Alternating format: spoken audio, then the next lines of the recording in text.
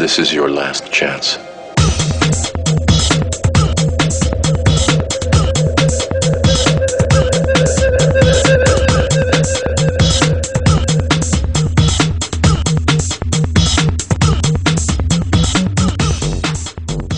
Dr. Harold Tan Chanco. O, salamat po, no? Ang linya ko po, isa po akong ENT, Head and Neck Surgeon. Kung napansin mo, ang sinulat ko isa lang E. Hindi po ako yung typical na EENT. Ibig sabihin, wala po akong training sa eyes. So, huwag kang magtatanong sa akin mamaya kung problema mo mata. Hindi ko madalas pinapakailaman yan. Kasi bakit? Maselan yan eh. Baka mamaya magkamali ako, ikabulag mo pa. 'Di ba? Jackpot naman kung problema tenga. Ilong, lalamunan. Meron ho ba dyan tumutulo ang tenga? Wala. Ang buti naman. Ayaw lang umamin. So, tenga, ilong, lalamunan, yung mga bukol sa leeg, nag-oopera po ako niyan. Ang practice ko po bilang ENT, Head and Neck Surgeon, more than 10 years na po. Nakabase ako ngayon. Ang kaisa-isang ospital ko na lang po, na dati galing sa 4 na ospital, iniiwan ko na po yung 3. Dito na lang po ako kalambag. Familiar kayo sa ospital namin? Nandito, di ba? Mahal, mura.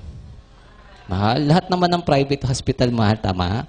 Totoo, ang mura, government hospital. Kaya lang, ang point ko, ang tao sumisiksik pa rin sa private. Bakit? Siguro, kulang din ang tiwala natin sa government hospital. Baka iniisip mo, serbisyo ng doktor, alanganin ka. Kulang siguro ang mga gamit, laboratorio. Kaya ayaw natin usually sa government hospital. Marami naman po magagaling na doktor dun eh. Kaya lang, aanin mo magaling kung walang gamit. Di ka rin maoperahan kung kailangan. Di ba? Kaya lang, isang point ang gusto namin maintindihan sa gabing ito. Madalas naman, tayo nagkakasakit one point in time ng buhay natin. Minsan malala, minsan simpleng sakit. Sipon, ubo, trangkaso, dengue, etc. etc. Ang point ko, napapagastos talaga tayo. Mas madalas ka magkasakit, mas madalas ang gastos. Parang ganun lang naman eh. Huwag tayo kasing umasa na may doktor. Huwag kang umasa may antibiotic. Huwag kang umasa may ospital. Kasi hindi po yan solusyon sa hindi mo pagkakasakit. Di ba? Temporary, oo, pagagalingin ka. Pero ang tanong, hindi na ba uulit ang sakit mo? Uulit pa rin yan. Ang maganda po kasi, lagi naisip natin, i-prevent ang sakit. Diba? Naririnig mo na yun dati, prevention is better than cure. Agree kayo doon? Agree tayo, no? Kaya ang una natin pag-uusapan sa programa ng First Vita Plus, hindi yung kitaan. Kalusugan muna. Kasi naniniwala po ako, health is wealth. Tama ba yon? Okay lang ba sa inyo mayaman ka, may sakit ka? Siyempre hindi, di ba? Pangunahin kasing kayamanan daw ng tao, kalusugan. Ngayon, kung mayaman ka at malusog ka, yun ang best. Di ba? Sa amin po sa First Vita Plus, ang daming ganun. Gusto nyo rin? Siyempre naman, di ba? So, dito po ang pag-usapan natin, unang-una, paano ka iiwas sa sakit? No? Dito, hindi natin i-discuss kung anong antibiotic ang gagamitin mo, kung anong injection. Ang gusto namin kasi, hanggat maaari, walang intervention. Yung bang naturally, nakakaiwas tayo sa sakit. Di ka nagkakasakit. Di ba? Kasi kung papansinin nyo, ako po, nagsasalita sa harapan nyo, isa po akong doktor. No? Hindi po sinasadya ang pagsali ko dito sa First Vita Plus. Bakit? Tingnan nyo po ha. Ang First Vita Plus po, natural health drink. Nandun na yan. Maganda naman ang ibig sabihin, natural health drink. Kaya lang, saan po kaya galing? Nung pinaliwanag sa akin nung araw, nung pinakita sa akin nung araw, ito po nakita ko, prominente. Puro dahon. Sa palagay mo ba ang doktor natutuwa sa dahon? Hindi, allergic kami dyan, galit kami dyan. Di ba? O para po sa akin, imagine nyo po, 10 taon ako nagmedisina. Pag-aaral, no? Pagkatapos ng training sa medicine, nag-training pa po ako ng ENT, 4 na taon, 14 long years. 14 long years na siguro puyat, pagod, lahat na nandun. Tapos ibabalik mo ako sa dahon. Palagay mo, tama yon? Parang mali eh. Alam niyo, nung araw, nung una po akong in-invite dito, kasi medyo matagal na rin po ako dito, 6 years na ako eh. Ang sabi ng kaibigan ko, may i-offer to sa aking produkto, makakatulong sa practice ko. Excited din naman ako. Akala ko kasi instrumento nang iaalok sa akin. Kasi bakit? Technician eh. Iniisip ko, baka related doon, instrumento pang opera, ibebenta sa akin ng mura. Eh di okay nga. Kaya lang, ano nakita ko? First Vita Plus, nadismaya ako. Sabi ko nga, hindi para sa akin yan eh. 3 buwan po akong nililigawan, umaten, umupo man lang yan, hindi ko ginawa.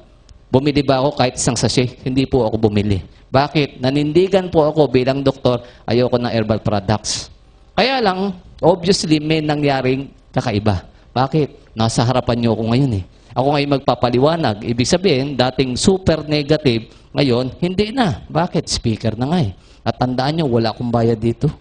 Bakit dati ayoko, nandito ako? I-shortcut ko na lang, no? Kasi may maganda kaming ibibigay sa inyo, yung lesson o yung mga tips kung paano ka makaiwas sa sakit. At sigurado naman ako, marami sa inyo nakarinig na ng product. Marami sa inyo nakainom na ng produkto, di ba? Sino sa inyo ang sa totoo lang nakainom na ng First Vita Plus? Taas ang kamay. O di ba halos lahat naman eh. Sinong hindi pa nakakainom pero alam na ang First Vita Plus? O di halos lahat alam na rin pala. No? Kaya minsan hindi ko na masyadong dinidetalye ang produkto eh. Kasi bakit? Alam nyo na eh. At sigurado ko, umiinom ka dahil alam mo, makakaganda sa katawan mo. Imposible namang inom ka ng ilong, wala lang. Di ba? So, ipapaliwanag namin ng konti yan. Kaya lang, kunin ko muna o ipaliwanag ko muna istorya ko kung ba't ako na-involve. Di ba sabi ko kanina, negative ako 3 buwan? Ayoko talaga umattend eh. No, ayoko talaga sumali. Ang iniisip ko, kaya ako pinapasali, health product eh. Di ba? Kita naman po sa sachet, kung kukuha tayo ng sachet ng First Vita Plus, ito po yung isa. May nakasulat kasi dito eh. Natural health drink. Di ba? Ibig sabihin, pangkalusugan. Hindi naman iinumin lang eh, na parang situ, pamawing uhaw. Di ba? May pangakong kalusugan. Naisip ko, kaya po ako pinipili sumali kasi nga, pangkalusugan. Pag nireseta ng doktor, lalakas benta nila. Yun ang naisip ko, gagamitin lang ako.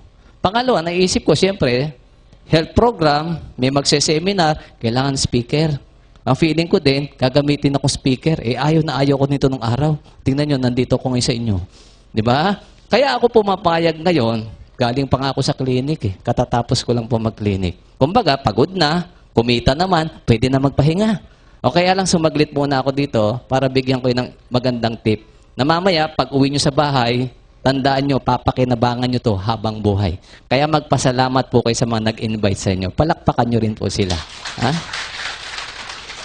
Minsan nga, hindi lang sapat talaga yung palakpak eh. Dapat, paglabas, i-lips to lips nyo. Okay lang yan. Kasi angel yan ang buhay mo. Imagine mo, gusto niya umiwas ka sa sakit. Pangalawa, gusto niya yumamat ka. O, di ba? Hindi niya pinagdamot eh. Yun narinig niya dito, no? So, dito po, itong storya kung bakit ako na-involved sa First Vita Plus. Di ba sabi ko, ayoko. Kaya lang, ang weakness ng doktor parate, libre. Di ba? Sanay kami sa libre. Pag kami kinocover ng Medrep, libre ang sample na gamot. Di ba? Libre prescription pad, libre ballpen. Diyan nga, sa bag ko, 3 ballpen kanina nakuha ko sa Medrep. Libre lahat. Diba? Libre merienda. Pinapansit pa ako kanina. Diba? May baon pa uwi. Imagine ninyo, libre ang seminar dito, seminar sa abroad. Lahat, spoiled talaga ang doktor. Kaya madalas, pag doktor target mo, huwag mong bebentahan. Dapat bigyan nyo lang ng libre. Bakit? Sanay yan sa libre talaga eh. Wala tayong magagawa doon. No? Sinanay kami ng sistema. Kaya minsan naisip ko, hindi kaya pambabribe yun? Ano sa palagay mo? Pwedeng ganon, di ba? Para nga naman, kung sino mas malakas magbigay, paboran ng reseta namin. Di ba? Ang problema po kasi, pagka po ang doktor, binibigyan mo ng malaking pabor, saan binabawi? Palagay ko sa gamot. Di ba? Kaya naisip ko, hindi kaya ang doktor ang isa sa reason kung ba't mahal ang gamot sa Pilipinas? Pwede rin. Di ba? So, yun po aralin natin ngayon. No? Nabigyan ako ng 3 samples ng kaibigan ko. Nalinawin ko, kaya ko lang po kinuha, isang reason lang, libre. Iinumin ko ba? Hindi. Bakit ayoko inumin? Natatakot po ako. Kahit doktor ako, tao din ako. Bakit ako natatakot? First time ko narinig nung araw, 6 years ago, ang First Vita Plus. Ang problema, hindi ko narinig, hindi ko nakita sa TV. Sa tao ko lang narinig at nakilala. Di ba ang tao kasi, lalo tayo, pag bago ang produkto, mas okay sa'yo pag sa TV mo napakinggan o nakita. Di ba? Para yung mga kino-commercial sa atin, kahit bagong product, automatic, nakita mo sa TV, hawak ng artista, kinakain nila, okay na sa inyo. Pero pag wala sa TV, diskumpiyado tayo parate. Hindi kasi natin alam kung saan ang galing eh. Lalo na nung araw po, ang Vita Plus po, hindi ganito kaganda ang packaging. Ano itsura niya? Aluminum foil o may nakaprint lang sa gitna, parang maliit na sticker. O siyempre, natatakot ako. Bakit? Baka pag inom ko, bumula bibig ko. O sino sisisihin ko? Wala. Di ba? So, ang point ko, ayoko sana talagang tikman. Kaya lang, medyo naging curious po ako sa lasa. Kasi ang banggit ganito eh. Madali lang naman daw intindihan ng First Vita Plus. Lalo yung produkto. Ano daw to? Gulay na ginawang juice. So, na-intriga ako, ano yung lasa ng gulay na ginawang juice? Di ba? Kasi may concept naman tayo pare-pareho kung ano ang gulay. At kung ano ang lasa ng gulay. Di ba? Kasi ito basically, ang sabi ang Vita Plus, ito daw yan. Gulay, ginawang juice. Nung unang pinakilala sa akin yan na ganyan, itong tanong ko, bakit pa siya gagawin juice? Gulay na nga di kainin na lang natin. Subukan mo sa probinsya magpaliwanag ng Vita Plus. Pag tinanong, saan ba galing yan? Galing sa 5 gulay. Banggitin mo yung 5 gulay, anong sasabihin? Bakit pa ako bibili niyan? Ang dami namin yan, kakainin ko na lang. Ang point ko, naiisip nila, pag bumili sila ng ganito, dagdag gastos lang. Totoo naman Bakit? Tingnan nyo, paano mo kinakain ng gulay? Di ba ulam? Totoo yun. Ibig sabihin, kainin mo, may kanin. Lagi may partner. Pag sinabi yung ulam, may kanin. Meron ba kayo narinig na tao? Nagmimerienda, talong? Inangasab talong o kaya kalabasang inangat-ngat merienda. Di ba? Walang ganon. Ang point ko, ulam. Paano yon? Example, tanghalian. Bumili ka ng isang ulam, isang platitong gulay. O vegetarian ka gusto mo gulay. O dahil sabi ko nga ulam, may partner yan, isang platong kanin. Hindi naman pwedeng walang panulak. Baka masamid tayo Di ba? Dati, sanay ka ang panulak mo, kundi tubig, juice. O kaya, soft drinks. Kaya lang, nataniman ka na mahusay pala ang juice na First Vita Plus dahil galing sa gulay, bumili ka ng Vita Plus ngayon. Yun ang panulak mo. Yung gulay na ginawang juice. Gulay. Di ba pareho lang? Gumastos ka sa 2 bagay, pareho lang. Practical ba yon? Tingin ko, hindi. Di ba? Nagdoble-doble lang O dahil doble-doble, di tanggalin na natin isa. Tanggalin mo na lang ito. Anong natira? Yung juice. Ibuhos mo sa kanin. Ulam. Pwede ba? Pwede. Pag bata, pwede. Di ba? Isip bata, pwede rin. Di. Ang gusto ko lang ipunto sa inyo, di ko kasi alam ang reason nila nung araw. Bakit nga ba gagawin pang juice? Sa akin kasi diretso na lang. Kasi ipaliwanag mo sa probinsya. Kaya ginawang juice kasi masustansyang gulay ang pinili. Ang sasabihin sa'yo, di lalo na dapat lecture na lang para unahin kainin ng tao yun. May point din naman. Di ba? O tingnan nyo tingnan po natin kung ano yung pinanggalingan na gulay. Kasi basic naman Ang First Vita Plus, nakasashay. Bakit? Natural health drink siya, powder form. No? Ibig sabihin, powder form, para mainom na juice, ititimpla natin sa isang basong tubig. Iklaro po natin lagi yan Isang basong tubig. 240, 250 ml o 8 ounces kung didihan ng bata. No? Ganon po ang dami ng tubig. Bilin nyo yun. Kasi minsan nagkakamali sila, kalatang, tinitimpla 1 litro. Wala nang lasa kasi pagka ganon no? So, dapat 1 baso lang pong tubig. Pwedeng mainit, pwedeng malamig. Depende sa sitwasyon. Ano daw sitwasyon yun? Halimbawa, ang init ng panahon, gusto mo refreshing. Ano maganda?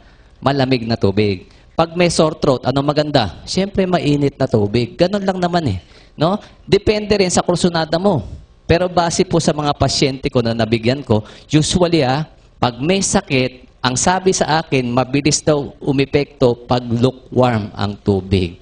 No? O tingnan nyo, ang daming umuo. Bakit? Totoo po yun Naniniwala din ako doon na kahit papano po kasi, yung init ng tubig, energy yun No? Ibig sabihin, mas mabilis siguro lalong ma-activate kung ano yung maganda sa Vita Plus. Mas mabilis ma-absorb ng katawan ng tao. Parang ganon, no? So, ito lang ang Vita Plus no? Powdered juice drink, pero hindi lang basta pamawi ng uhaw.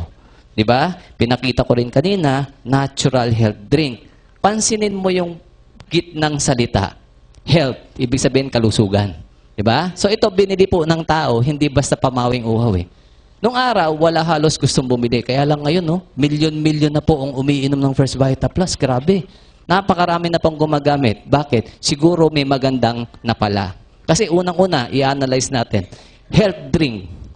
Ibig sabihin, may pangako. Kaya ka nag-try siguro nung araw, kasi nga, ang pangako nito, may pangakong kalusugan. Baka sakali, uminom ka, umokay kung ano nararamdaman natin. Example lang, kung ang produkto hindi magaling, may pangakong health, ininom mo. Walang nangyari maganda sa'yo. Tanong, uulit ka pa kaya? Siyempre, hindi na. Tingnan nyo ang Vita Plus dati, kukunti umiinom. Bakit ngayon, milyon-milyon? Bakit ngayon hindi lang Pilipino, pati ibang lahi? Di ba? Ibig sabihin, totoo ang produkto sa pangako niyang kalusugan. Palakpakan niyo naman ang Vitaplus doon.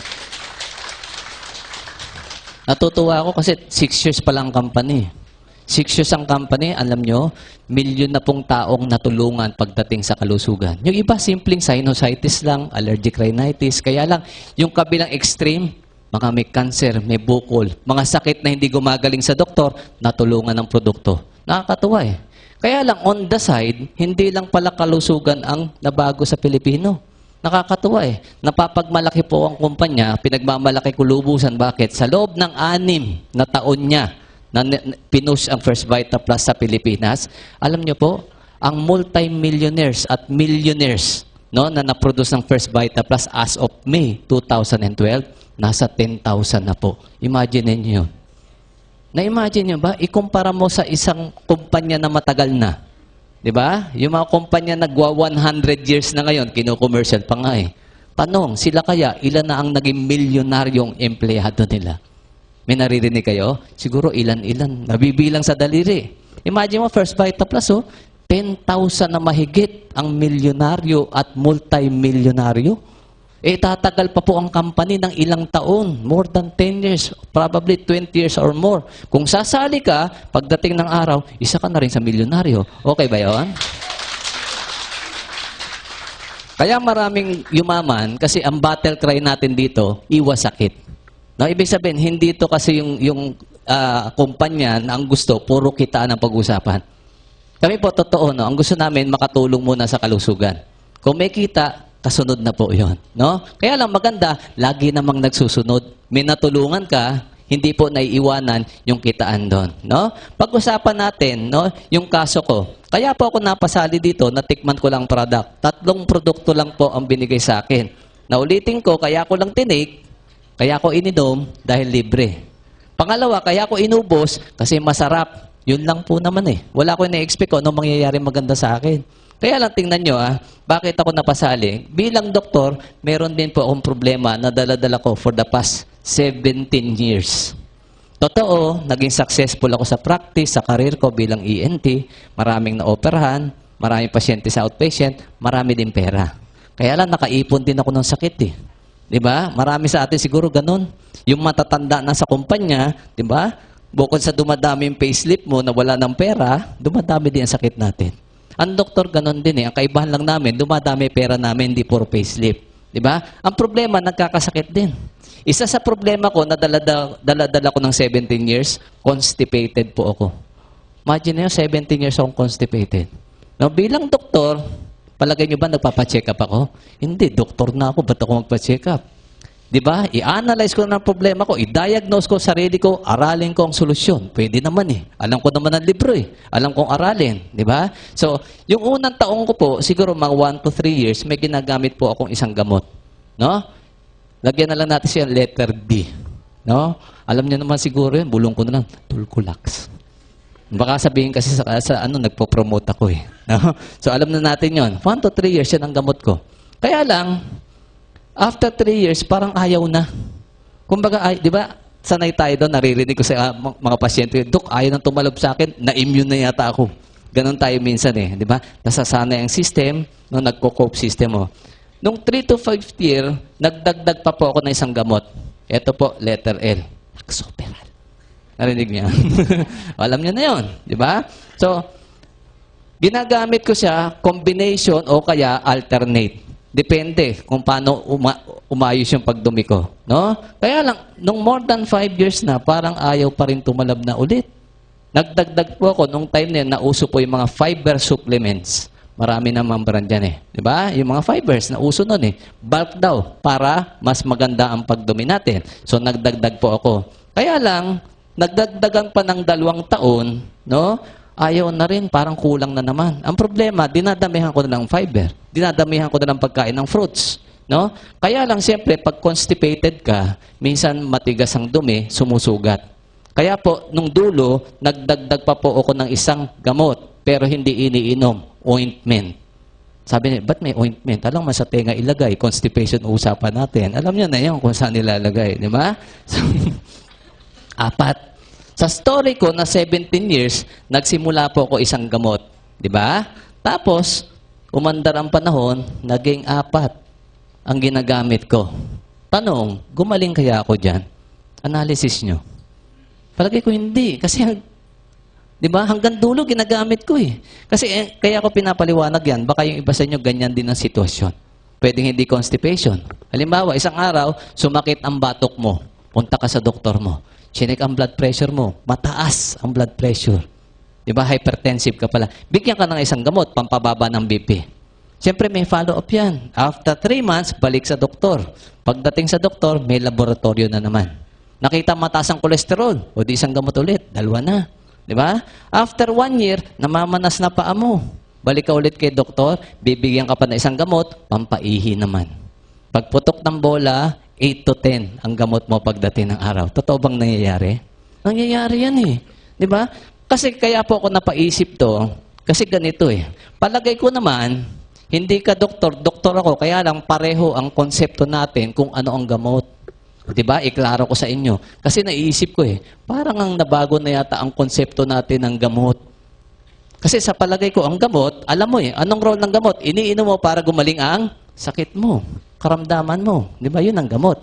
O kaya lang, baka nga nabago na ngayon. Tingnan po natin. Kaya nung araw, hindi maniwala ang tao dito na makakatulong eh. Kasi bakit? Ang unang-unang binabasag ng VitaPlus, yung konsepto kung ano ang itsura ng gamot na nakalagay sa isip mo. Pag tinanong kita, ano ba ang gamot? Di ba naiisip mo tableta, capsule, o kaya syrup na masama ang lasa? Nandito ba yun? Eh hindi. Ang sarap pa ng VitaPlus, powder pa. Di ba? Hindi tableta. Kaya hindi mo iisipin, makakagaling to eh. Pangalawa, kung bibigyan po kayo ng flyers, kahit tingnan po natin yan, nasa gilid na yan. Tingnan nyo ha. Ito kasi ang second reason kaya ayoko sumali. Bakit? May nakasulat oh. Mga sakit daw. No? Diabetes, anemia, sakit sa puso, leukemia, cancer, sirap sa pagdumi, UTI, sakit sa bato, dysmenorrhea, hika-ubo, sipon, lagnat, UTI. Ang dami nakasulat ha. Diba? 20 mahigit yan. 20 mahigit na sakit. Ilan daw gamot ang iinumin? Isa. Isa na kung gamot pa. Diyos nga eh. Maniniwala kayo? Siyempre hindi. Kung hindi maniwala ordinaryong tao, lalo ang doktor. Kasi sa atin, di ba, kahit hindi ka doktor, alam mo to eh, isang sakit, isang gamot. Kuha tayo ng sakit. Halimbawa, ang problema natin, hika. Ano po ang gamot sa hika? Ventolin. Kadalasan. Favorite yun eh, salbutamol. Bumili ka ng Ventolin, inatake ka ng hika mo. 1 week, ininom mo yung gamot, okay ka na. Ang nabili mo pang 2 weeks kasi reseta ni Doc. Sobra ngayon ng 1 week ang gamot mo. Tinago mo na lang. After 1 week, sumakit almoranas mo. Salbutamol ba ulit? O siyempre, iba na ulit. Siguro nag-gets yung gusto kong may share sa inyo, di ba? Pag dami ng sakit ng tao, dami ng gamot. Kasi isang sakit, isang karamdaman, isang gamot. Tapos sasabihin mo, ito lang. Di ba? Eh, sino maniniwala doon? At tingnan mo kung gaano kalupit, ha? May nakasulat dyan, cancer. Humanap ka dyan ng bedridden na may cancer stage 4. Yung halos patitigok na. Tapos sasabihin mo, cancer ba yan? VitaPlus lang yan. Ano kayong gawin sa'yo? Sasampigahin ka ng kamag-anak nun. Di ba? Akala binibiro mo eh. Papainumin mo ng juice, cancer yun. Di ba? Kaya hindi matanggap ng tao eh. Example pa, humanap po kayo ng may psoriasis. Alam niyo yung sakit sa balat na psoriasis? Madalas, ang may psoriasis, suki ng derma yan. Suki ng doktor yan. Minsan, hindi lang 1 taon, 2 taon, 10 taon. Vice Mayor nga natin, 25 years eh. Di ba? Kung kilala nyo, si Atty. Porsing. Manya, 25 years sa doktor, oh.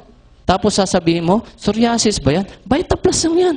O baka tadyakan ka ni attorney noon. Di ba? 25 years, espesyalista, ang gagamot. Nagpunta pa ng abroad.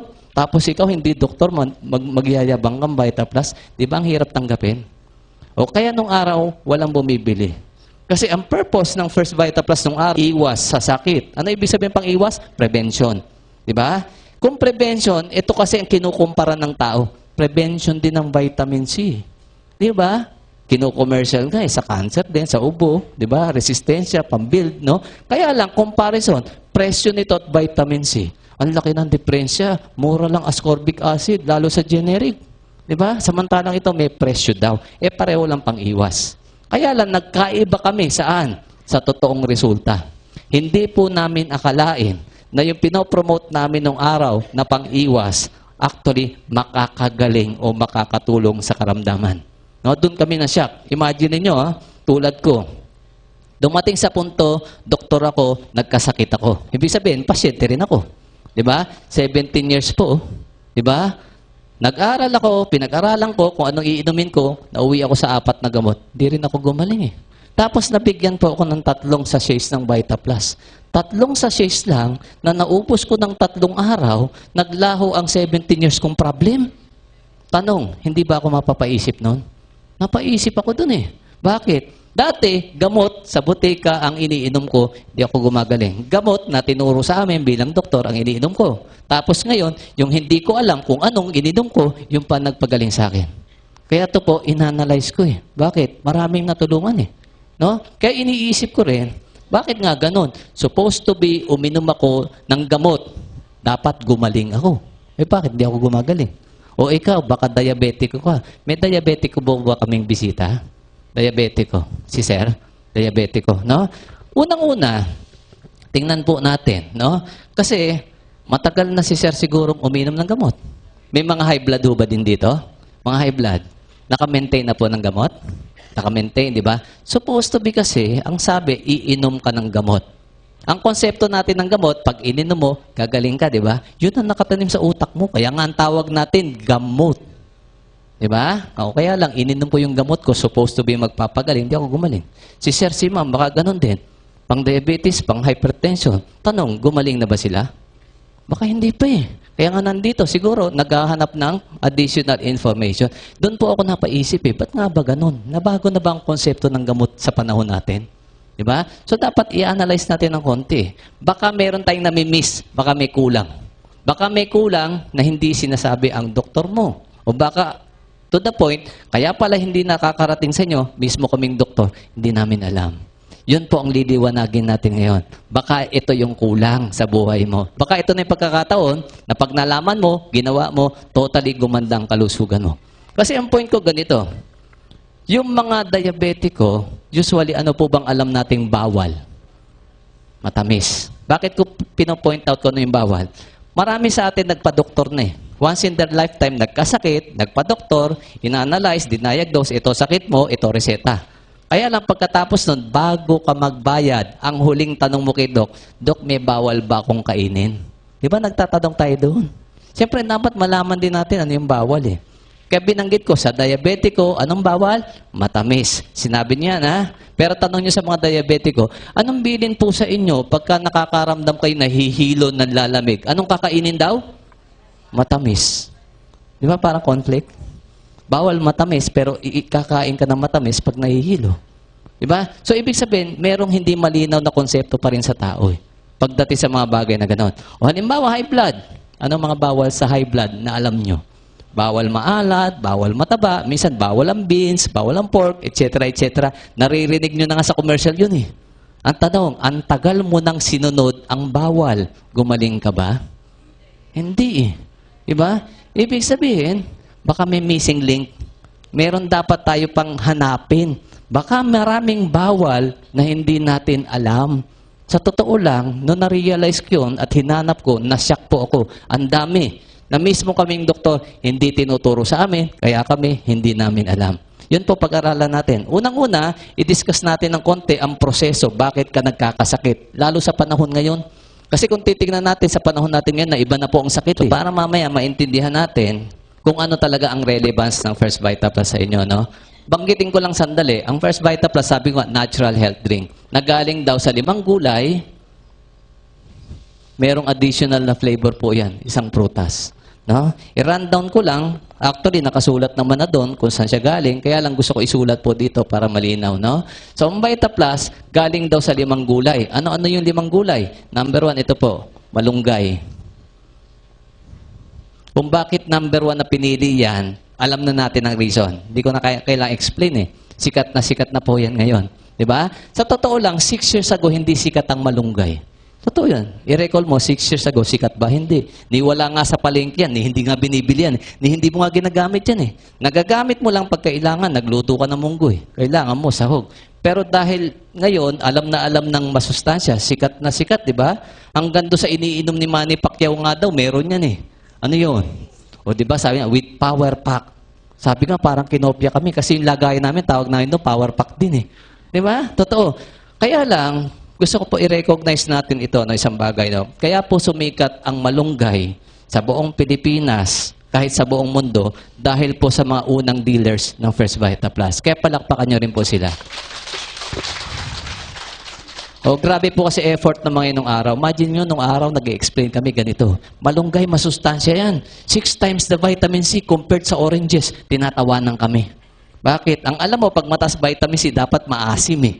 Hindi man daw maasim malunggay. Kinukutya pa nga kami. O ngayon, napatunayan, totoo pala. Diba? Hindi lang yun. Mahigit doon, maraming sustansya talaga. Number 2, isa pang pinanggalingan, dahon ng sili. Number 3, saluyot.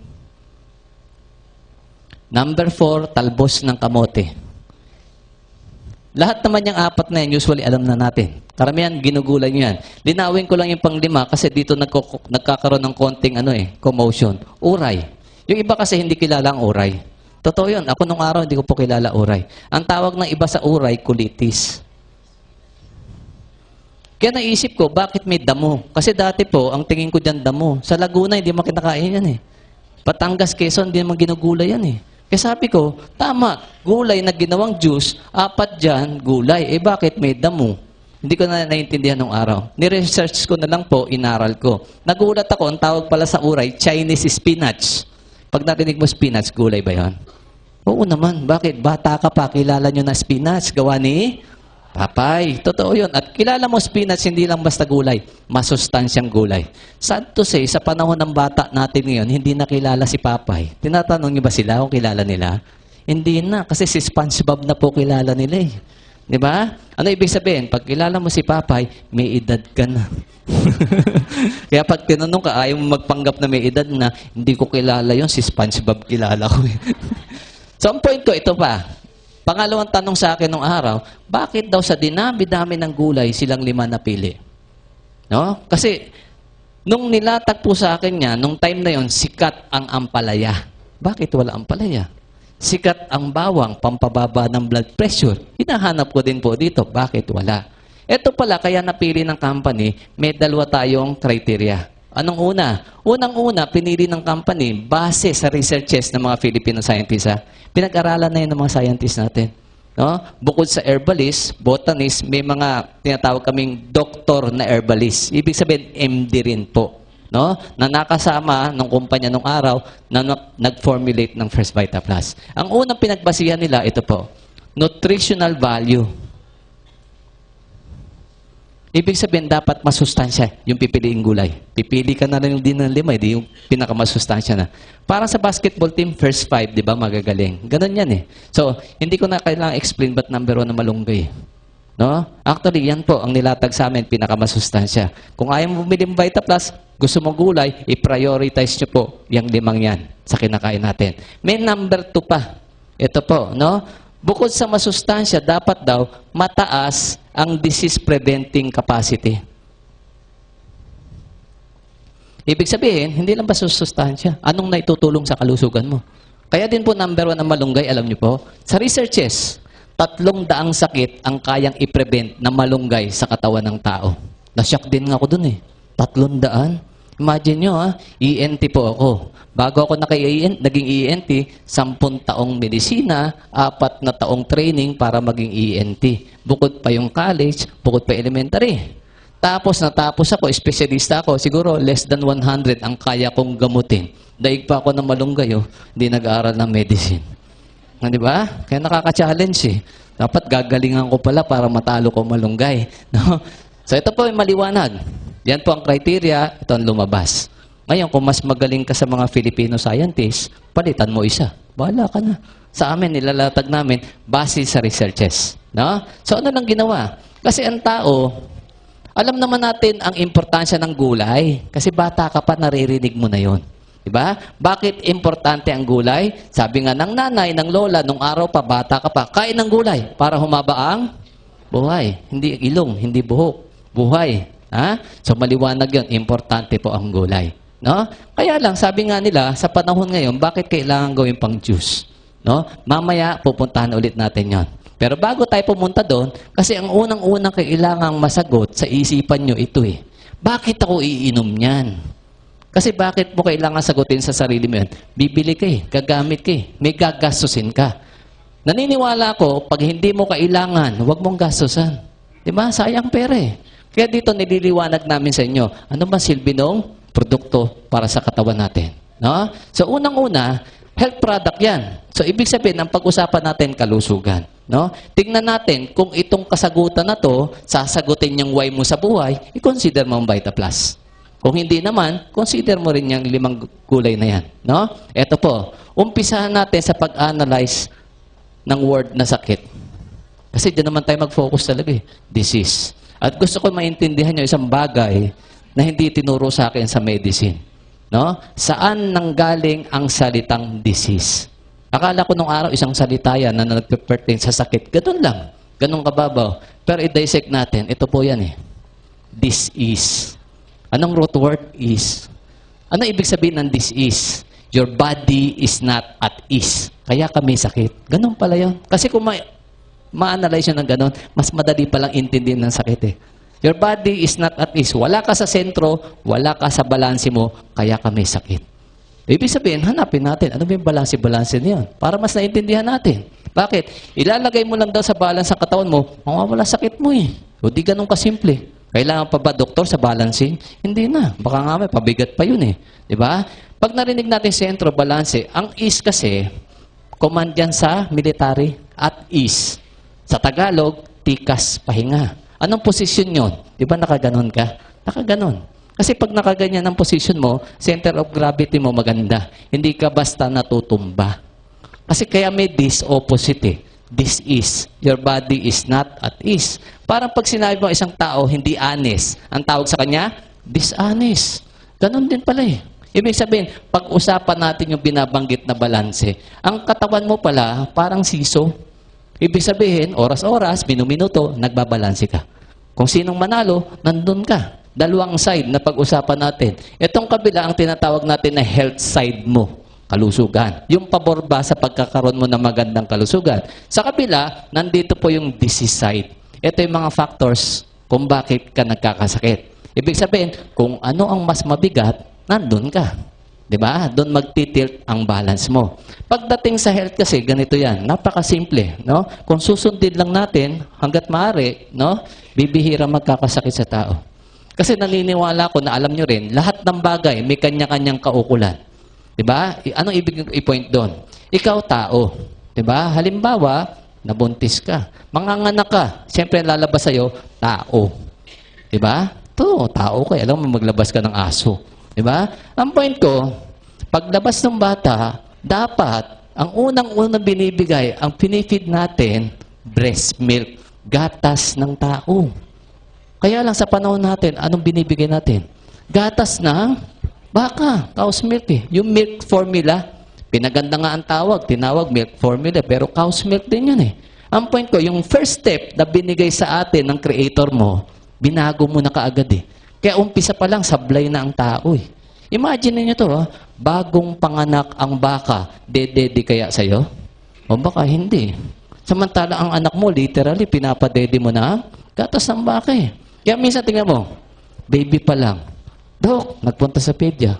Constipated, ang tigas ng dumi ng baby ko. Baka mali ang gatas. Tama na may sagot, mali ang gatas. Yung pala, papalitan lang ng brand. Tama na ba yung brand? Hindi, cow's milk pa rin eh. Yung first step, sumala na tayo. Alam nyo naman natin, naririnig natin yung importansya ng breast milk. Diba? Ang pinaka magandang component na naririnig mo, yung colostrum. Diba? Naririnig yan eh. Kaya lang minsan, ang nanay kasi, ang pag-intindi ng colostrum, napakababaw. Akala nyo kasi antibody lang, antibiotic. Ganun lang ang role. Actually, ikumpara mo ang tao sa computer para mas maintindihan mo ang colostrum. Bumili ka ng computer ngayon, after 1 year, ina-upgrade ba ang program? Di ba, oo. Para nung araw, di ba, Windows 1, ano na ngayon? Sabi ng matatanda, ano yung window bintana? Yung program, di ba, 7 na ngayon yata? Totoo yan, bakit? Ina-upgrade eh. Hindi pwedeng hindi babagal ang ano mo, computer mo. Ang program ng tao, nasa colostrum. Isa yan eh. Diyan nilagay ng creator mo. Ibig sabihin, kung ang bata mo, napadede mo ng breast milk, especially yung first portion, yung may colostrum, maa-upgrade ang immune system.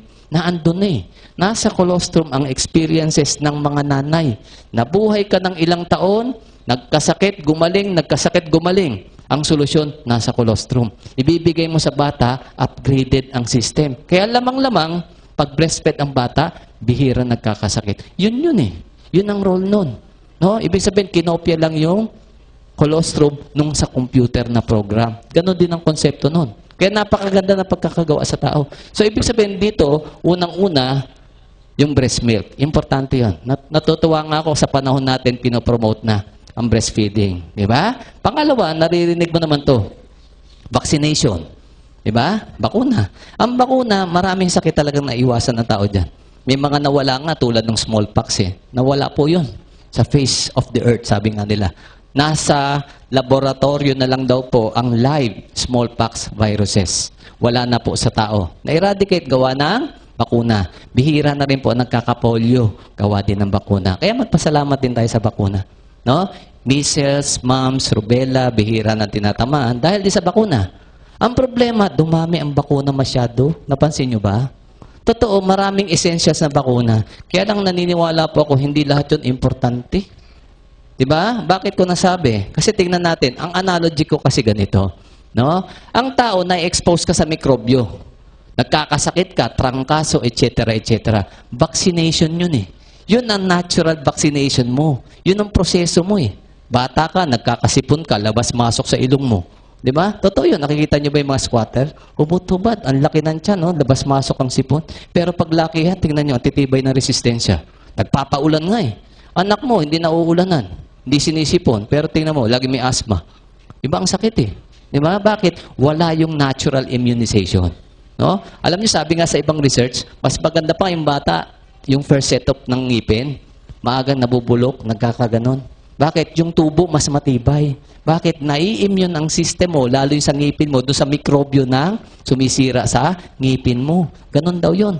Unlike pag alagang-alaga yung ngipin, yung second set ng tooth, sabi nga na ng teeth, medyo mahina daw. Sabi nila. Kasi bakit? May natural immunization. Kaya lang, nag-intervene ang tao eh. Nagbabakuna tayo actively. No? Sa akin, ang point ko, sino po dito ang isa lang ang bakuna sa buong buhay nila? Taas ang kamay. Yung isa lang ang pagkakaalam nilang bakuna. O sila, ma'am. Ako ganun din eh. Ano yun? Usually, dalawa yan. Hindi lang natin na-experience yung isa kasi yung isa dito, BCG. Di ba? Meron lahat halos nun. Nung araw kasi sa eskwelahan yan, pipila. Ibig sabihin, pag wala ka nun, nagtago ka. Natakot ka eh. Di ba? Oo. Kaya ako po, wala akong BCG. Ibig sabihin, nagtago ako nun. Hindi po natakot sa turok. Natakot kasi ako, nakita ko ang karayom, hindi pinapalitan. Di ba nung araw, iniinit lang, tapos next. Nakakatakot naman yung ganun. Hindi pinapalitan. Ang pangalawang bakuna po natin, yung patak. Sa polio kasi, hindi injection. Pinapatak lang. So basically, yung mga elders natin, isa o dalawa ang bakuna. Ang bata po ngayon, ilan ang bakuna sa pagkakaalam nyo? Dami. Di ba? Alam nyo, pag kukumpletuhin natin, sa protocol po ng mga doktor, lagpas 10. Lagpas 10 yan. No? Minsan nga, nadadagdagan pa na nadadagdagan. Ba't kaya nadadagdagan? Ang iniisip ko, hindi kaya dahil sa negosyo na lang. Kasi totoo naman, mahalaga daw ang bakuna. Kaya lang ang point ko, ito kasi ang naging comparison ko. Tingnan mo, ang bakuna dapat daw umiwas sa sakit. Tayo, 1-2 ang bakuna. Ang bata mo, mahigit 10. Comparison, ang daming protection sa kanila. Eh bakit magbago panahon? Sino nasa ospital? Ikaw ba sila? O bakit ang bata mo? Ang daming bakuna. Diba? May reported cases pa po o mga pag-aaral na sinasabi, kaya daw maraming autistic na bata dahil sa bakuna. Marami bang autistic na bata ngayon? Di ba marami? May school na nga na special child eh. Di ba? Kaya ikaw swerte ka. Isa lang bakuna mo at least hindi ka autistic ngayon. May autistic ba? O mukha lang daw autistic. Naririnig na rin natin ang mga supplementation. Especially ito, multivitamins and minerals. Totoo, tagal mo na umiinom nun eh. Bata ka pa. Hindi pa uso yung ibang vitamins, nakatiki-tiki ka na. O, di ba? Sino sa inyo umabot ng tiki-tiki? O pag umabot ka nung mayayaman kayo. Kasi nung araw, hindi uso vitamins sa probinsya. Bakit? Katatapos lang ng gera, walang masyadong pera. Ang vitamins, bayabas. Di ba? Prutas. Nandun nung araw no? Kaya lang pumunta tayo dito sa side ng diseases. No? Kasi kung titingnan natin, mas maraming tao may sakit ngayon Ano ibig sabihin? Nananalo to. Hindi nananalo to. Bakit? Napabawasan nga Di ba? Nabawasan, nawala ang breastfeeding natin. Ang supposed to being multivitamins natin na binibili mo, ang tanong, sapat kaya? Totoo kaya ang sinasabi ng commercial na complete? O yun ang i-analyze din natin. No? Punta tayo sa disease side. Unang-unang kalaban ng tao, since time immemorial, mikrobyo, bacteria, viruses, fungi. Di ba? Kalaban ng tao yan. No? Yan ang karamihang pumapatay sa tao nung araw. No? Pangalawa, naandyan din yung tinatawag nating pollution. No? Kaya lang, may third factor po dyan na pinakamabigat. Yun ang pag-usapan natin. Ito ang deciding factor kung bakit ang balance mo napupunta ngayon sa sakit. Kung bakit ang bata mo laging may sakit. Nandito yan sa pangatlo. No? So kung titingnan natin dito, may importante palang nangyari. Binanggit ko kanina, halimbawa ito, bacteria, viruses, o microbes in general. Nung araw, sinabi ko, ang kinamamatay ng taong common, infections. Totoo, nung araw kasi nakakamatay ang tuberculosis, ang dami namatay dyan. Bubonic plague, tetanus, ang dami namamatay dyan nung araw. Kasi wala pang antibiotics. Siyempre, matalino ang tao. Naka-invento tayo ng mga gamot, antibiotics. Kaya binabalik ko ulit yung word na gamot Kasi ganitong pagkakaintindi natin sa gamot Halimbawa, meron kang infection sa baga, pulmonya. Siyempre, punta kay doc. In-examine ka, may plema nga, inuubo ka nga. Sa x-ray, nakita, may pneumonia ka nga. Bibigyan ka ng antibiotic ngayon. Ni doc, di ba? Ang sabi ni doc, iinumin mo ang gamot mo, iinumin ang gamot 7 to 10 days.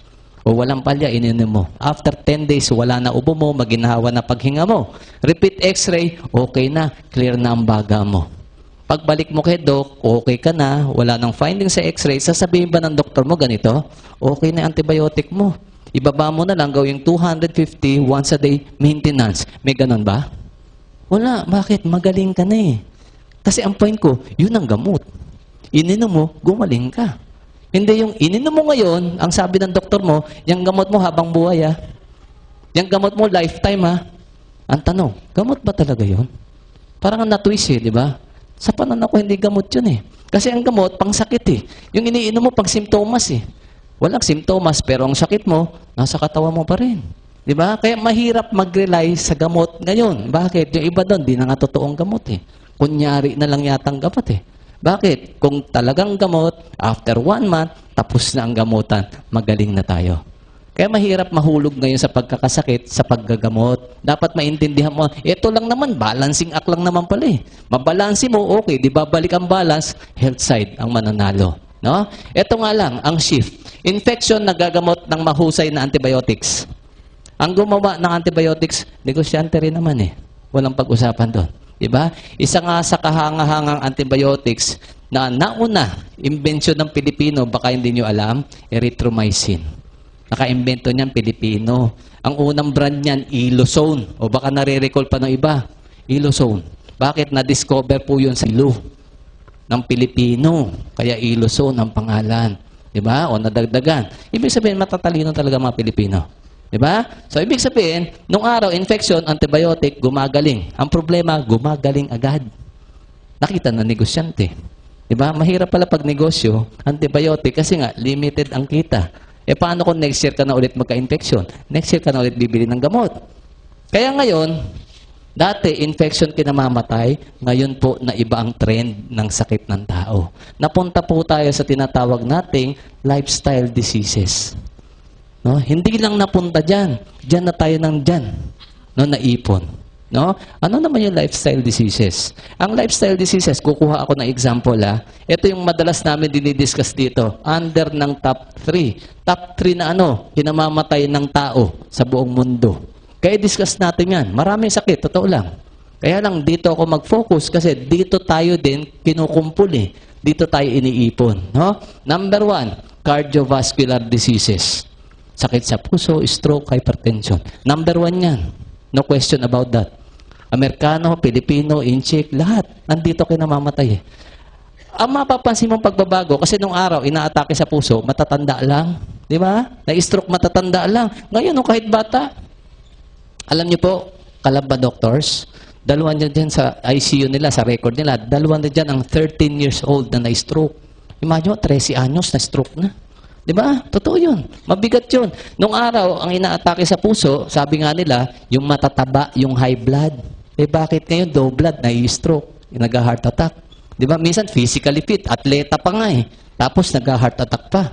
Nung araw, ang sabi nila, yun lang daw pong may lahi. Ngayon po, hindi na kailangan ng lahi. Kaya lagi namin sinasabi, pag hindi nyo naiintindihan yung idinidiscuss namin dito, pagdating ng araw, tatamaan ka rin yan. Lahat po tayo candidate sa heart disease, sa ayaw at sa gusto nyo. Kaya dapat may maintindihan tayo dito maganda. No? Number 2 problem. Sigurado naman ako, aware kayo dito. Dumadami may cancers ngayon. Di ba? O ito, sumikat ang colon cancer nung namatay sino? Cory Aquino. Kaya lang ang sa akin, bigyan nyo rin ng credit si Chat Silayan, Rio Diaz, Helen Vela, June Encarnacion. Colon cancer din kinamatay nun eh. Charlie Dabao yung latest. Ronald Reagan may colon cancer din. Di ba? So, ang dami na. Pero mas maraming ordinaryong tao ang pinatay ng colon cancer. Di lang sikat, kaya hindi na-mention. Ang point ko, yung binanggit ko, sikat. Ibig sabihin, may pera. Nagpa-check up. Ginamot. Buhay patay. O kasi cancer kalaban. Kaya takot tayo dito eh. Di ba? Ang point ko, ito pa. No? Dumadami ang cancer ngayon na minsan o nung araw, hindi mo masyadong naririnig o nababalitaan. Kaya minsan pag narinig mo, ano yun? Kakaibang cancer ba yun? Example lang po, yung cancer na kinamatay nung asawa ni Camille Prats. Natandaan nyo? Nasyak tayo doon, di ba? Ang bata nung asawa, 30 plus lang, nasopharyngeal cancer. Yun din po ang cancer ni Romel Aducul, yung basketballista. Di ba? Ang dami kong pasyenteng ganyan nung araw. Totoo yun. No? Isa na lang ang buhay. Imagine niyo yun. No? So far, yung isa yata hanggang ngayon umiinom ng Vita Plus, buhay pa rin. Di ba? Yun nakakatuwa eh. No? Pagdating naman sa breast bukol, tumor sa breast, o breast cancer, no? Pag kinuha niyo po kasi yung statistics, no, sa Pilipinas at sa buong Southeast Asia, number 1 ang Pilipinas pagdating sa breast cancer. Palakpak naman kayo dyan. Oh, may pumalakpak na. Ba nagulat kayo? Ba't nga ba pumalakpak? O at least masunurin kayo. No? Congratulations. Ang point ko, gusto ko yung i-aware. Totoo naman, medyo mali ang reaction. Kasi hindi man beauty contest para palakpakan eh. Kaya lang okay lang yon para magkaroon tayo ng awareness. Bakit nga matay number 1? Kasi dito nakita ko, ang daming babae dito. No? Ito ang mensahe nun para sa inyo. No? Nandito ka sa Pilipinas, na kung saan sa Southeast Asia, number 1 sa dami ng breast cancer. Tayo pinakamarami, kung tutuusin. Diba? Ngayon, anong ibig sabihin nun sa inyo? Yung bansang kinalalagyan mo, marami may breast cancer.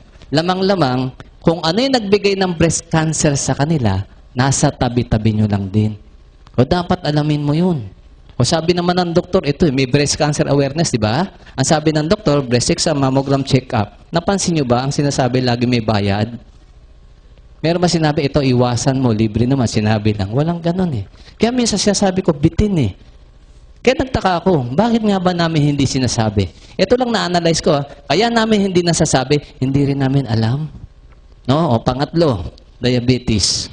At sigurado ko, alam mo kung ganong kalala ang problema natin sa diabetes ngayon. Kasi ang Pilipinas po, 500 per day po na Pilipino ang nagkakaroon ng diabetes. Yan po ang rate natin. Marami ba yan? Marami yan. Kasi yung 500 na yan, gagaling ba yan? Hindi. Isang araw pa, 500 ulit. Di 1,000 na yun.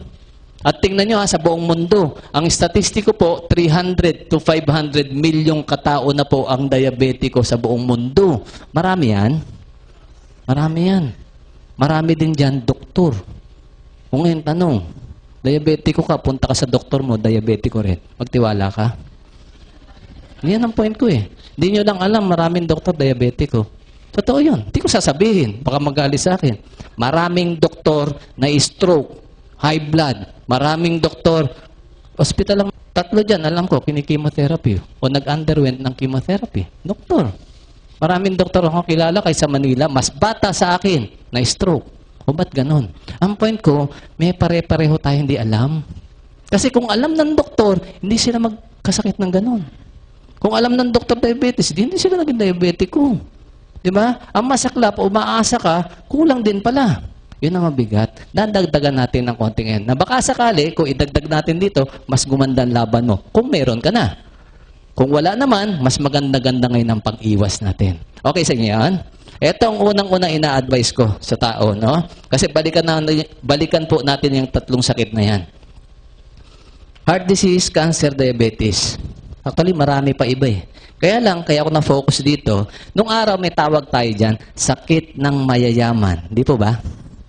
Ngayon, mayaman lang ba nandyan? Hindi, pati mahirap eh. O mahirap ka, anong ginagawa mo sa sakit ng mayayaman? Nainggit ka sa mayayaman? Ganun ba yon? May isa pa akong tawag dito eh. Tawag ko dyan, death trap.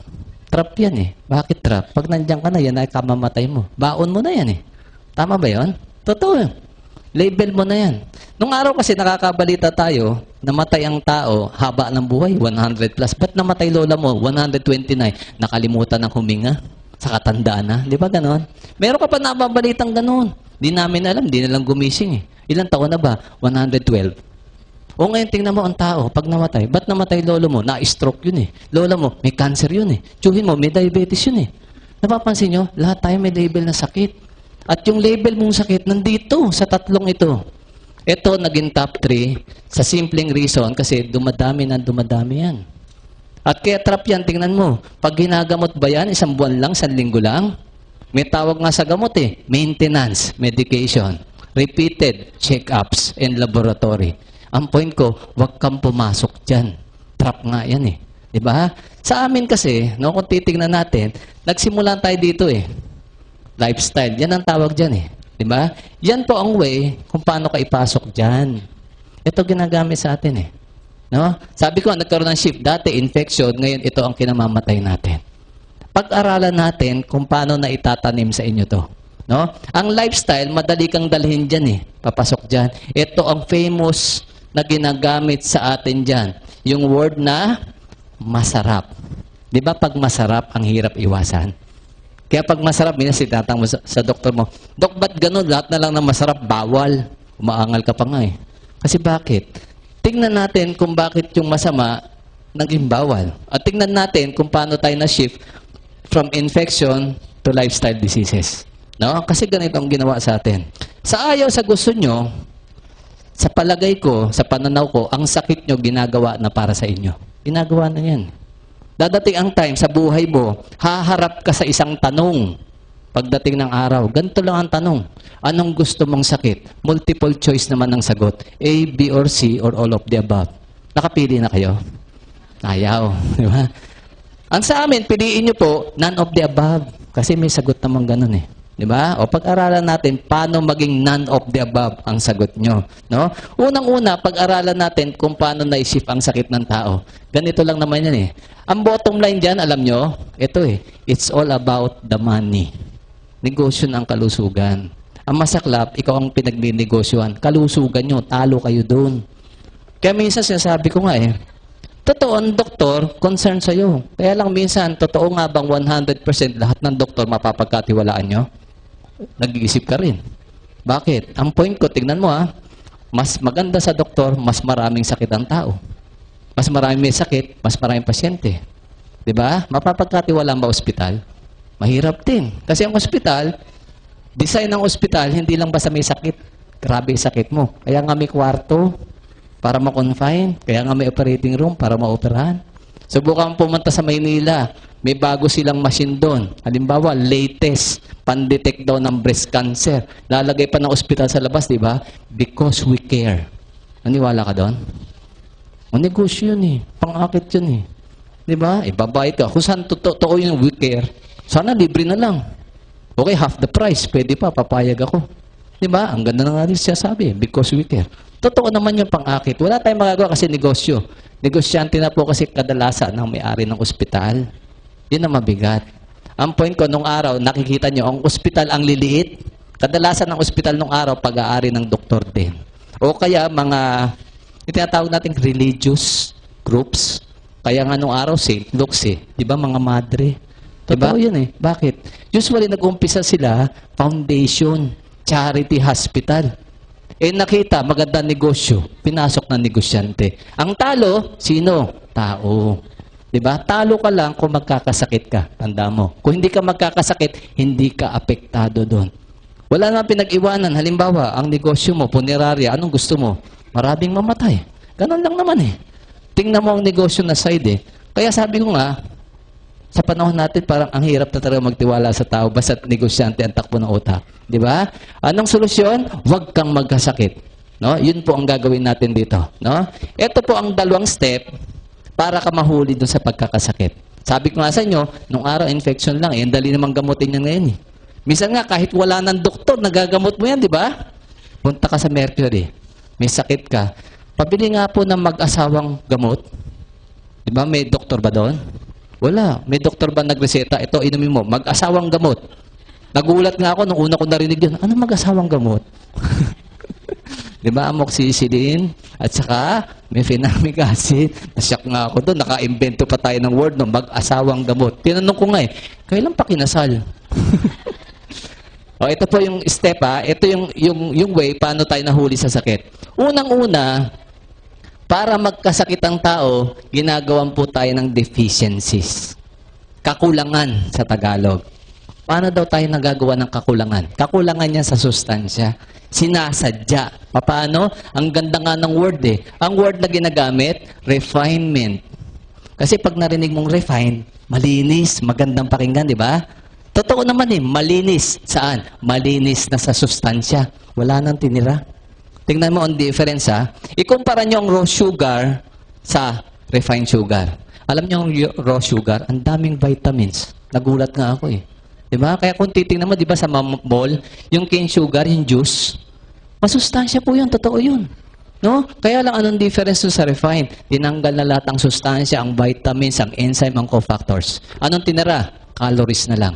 Nagdagdag naman ng chemical, yung pinampaputi sa sugar. Kaya ang layo ng diferensya Ang kanin nung araw, binabayo lang naman sa probinsya yan di ba? Nung araw. Wala naman yung sinasabing pinapalis Nung araw, basically brown rice. Wala namang white rice nung araw, na-invento lang pang palis. So, naging ang kanin natin na shift ngayon. Magandang tingnan ang puti. Tama, refine, malinis. Malinis ulit saan? Sa sustansya, sa vitamins, sa cofactors, sa mga importanteng enzyme. Ngayon, tinanggalan ng sugar, tinanggalan ng kanin mo, o yung bigas pala, ay yung palay, ng sustansya. Tinapon ba yon? Hindi. Ba't naman itatapon? Bakit? Pakikinabangan nila yon. Bakit? Alam nila ang nawala dun. Kailangan mo. So, gagawin nila yon, doon sila kukuha ng raw materials panggawa ng vitamins na bibilhin mo. To begin with, dapat pala, hindi ka na bumibili ng vitamins Nasa kanin mo na Nasa asukal mo na Kaya lang, na-trick ka. Maganda kasing tingnan ng refine. No? Umaandar dyan sa isip natin, pag refine, malinis. Tama tayo doon. Binanggit ko kanina, malinis sa sustansya. Ang problema sa deficiency, minsan natsatsambahan ng tao yan Example, nagkaroon ka ng sakit, hindi ma-diagnose ng doktor mo. Lahat na lang ng doktor inikot mo, hindi alam kung bakit may masakit sa'yo. X-ray, ultrasound, MRI, lahat na pinatest sa dugo mo, walang makitang problema. Yung pala ang problema mo lang, meron kang deficiency sa isang minerals o vitamins. No? Example, dahil nanawa ka nakapadoktor at isip mo ngayon, wala na siguro talagang oras ko na. Umuwi ka na lang ng probinsya nyo. Doon na lang ako abutin. Pahinga na lang ako doon. Pagdating sa probinsya, walang ginawa kundi kumain ng fresh. Fresh fruits, fresh vegetables, manok na, di ba? Yung native, itlog na organic, lahat magandang kinakain. Biglang gumaling. Anong ibig sabihin? Na-correct mo yung problema ng katawan mo. Natsambahan mo ang deficiency mo. Kaya maraming istoryang ganun Umukay nung umuwi ng probinsya Kaya alam din po ng negosyante na pwede matsambahan yan. Kaya hindi pwedeng papayag sila na ang sakit mo, dito ka lang dadaanin. Nagdagdag pa silang isang paraan para mahuli ka. Ito po, ang pinakamalupit. Nagdagdag sila ngayon. Di ba parang familiar politika, no?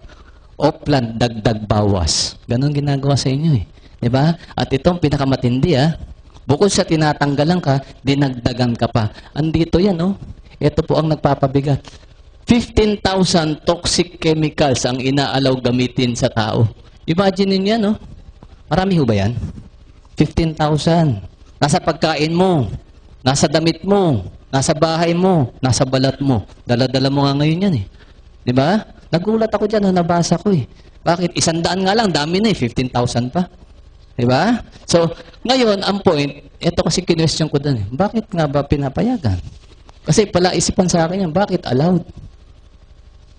Sa pagkakaintindi nyo, kailangan ng katawan mo pag toxic. Di ba? Hindi. Lason nga eh. Di ba? Kaya lang sabi ko nga, bakit allowed? Pinapayagan. Isa lang naisip ko, kaya pinapayagan, gagawa ka ng sakit. Yun lang naman eh. Yun lang naman silbi niyan eh, para ka magkasakit. Di ba? O ngayon, tingnan natin ngayon ang relationship. Itong 15,000 toxic chemical na yan, dito yan, yung addition na to, paano ka na-shift dyan? Unang-una, itong 15,000 toxic chemicals na to, na ina-add sa'yo, saan nilalagay? Sa masarap. Kaya minsan, totoo yung sinasabi eh. Bakit pag masarap bawal? Diba? Example, tanongin ko kayo, yung lahat na nandito sa kwartong to, sino po sa inyo hindi pa nakakain ng dilata sa buong buhay niya? Taas ang kamay. Yung pong laman, di yung lata ha. Maliwanag, nakakain na lahat. No? Ang dilata ho ba, sa pagkakaalam nyo, may preservatives wala? Meron. Masama hindi ang preservatives? Masama. Walang masama, ba't mo kinakain? Masarap, madali, mura. Nandun eh, huli kayo. Number 1 reason, masarap. Hindi ako naniniwalang madali at mura lang. Kakain kayo ng sardinas, masama lasa, mura? Siyempre hindi. Dapat masarap muna. Alam nila yun eh. Pangunahin target, panlasa mo. Pakiramdam mo dapat masarap. Kaya nga minsan kahit diabetic, ang hirap umiwas eh, di ba? Bawal ang sweets. Di ba? Napunta sa party, binigyan ng cake, eh wala yung misis, nag-aawat. Di ba? Kakain hindi. Kakain. Di ba? Kumakain ka, habang kumakain ka, nagtatalo pa isip mo. Minsan lang naman to eh. O ba't mo inaaway sarili mo? Wala man kumukontra.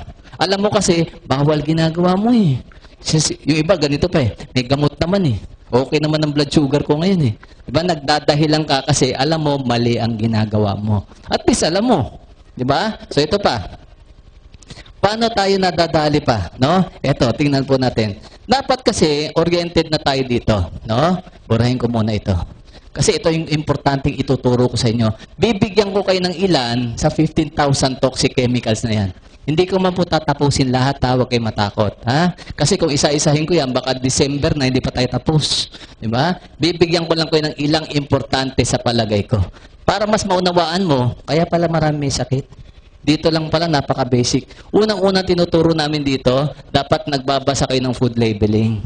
Read the labels. Diba sa gatas, check the label. Ganon din dito. Lahat ng binibili mo, tingnan mo, basahin mo ingredients. Huwag kang makontento, harapan lang binabasa ng kahon. Tingnan mo yung gilid, tingnan mo yung likod. Yung word na ingredients. Kasi sa ingredients, nandun lahat kung anong component ng binili mo. Diba? Karamihan po sa 15,000, nandun din eh. Hindi mo binasa, wala kang alam. O kahit basahin mo nung araw, kung walang nagpaliwanag sa inyong masama, para ka lang nagbasa ng comics. Wala rin impact. Bibigyan ka to ng ilan na pag nahanap nyo, ito po ang gagawin natin ha. Dinawin ko, pag nakita, avoid, iwasan. Baka mamaya binili, kinain. Sabit ako doon. Ang sabi ko, avoid ha. Number 1, sa listahan ko, ito po, sodium nitrate. Tagalogin ko na lang, salitre. Alam niyo sa pag-aaral ng mga scientist, doktor, no, sa mga studies, ang salitre po, direct naliling sa pagdami ng colorectal cancer. Di ba? Binanggit ko kanina, ang dami colon cancer. Totoo yun. Dito lang pala, sa salitre mo, pwede na. O alam nyo ngayon kung nasaan salitre, di ba? Tosino, hotdog, langgonisa. Sinong mahilig dyan? Bata mo. Sinong bumili? Bata mo rin? O hindi, ikaw, magulang. Ang point ko, ikaw ang gumagawa ng sakit ng bata mo pagdating ng araw. At abangan nyo yan, 15 to 20 years from now, alam mo na kung sino namimiligro magkaroon ng colon cancer. Dapat binabago natin. Dapat nagde-demand tayo. Meron naman pong produkto ngayon, processed meat, nakalagay, walang salitre. Prioritize nyo ganun. Diba nakakita na kayo? Produkto, tosino, nakasulat, walang salitre. Di yun ang hanapin mo. Ang point ko kasi, pwede naman palang wala. Ba't nilalagay nung araw? Kasi walang may alam na masama eh.